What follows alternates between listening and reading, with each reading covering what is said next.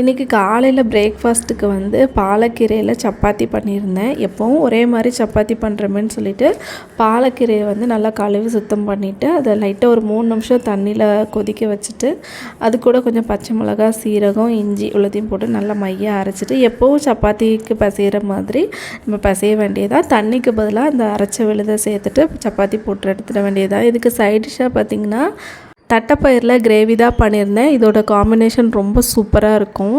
அதுக்கப்புறமா வந்து பார்த்திங்கன்னா இப்போல்லாம் ஒழுங்காக வீடியோவே நான் ரெகுலராக போடுறதில்ல.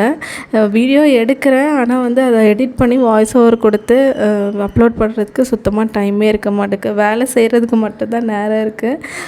இன்னொன்று என்னென்னா, என் பாப்பா வந்து இப்போ நல்லா வளர்ந்து வாய் பேச ஆரம்பிச்சிட்டா. முன்ன மாதிரிலாம் வந்து அவளை ஏமாற்ற முடிய மாட்டேங்குது. இப்போ அவள் என்ன சொல்கிறாளோ அதை தான் நம்ம கேட்க வேண்டியதாக இருக்குது. வேறு என்ன பண்ணுறது, குழந்தைங்க வளர்ந்துட்டாலே இப்படி தான். இனிமேல் முடிஞ்ச வரைக்கும் வீடியோ ரெகுலராக அப்லோட் பண்ண பார்க்குறேன்.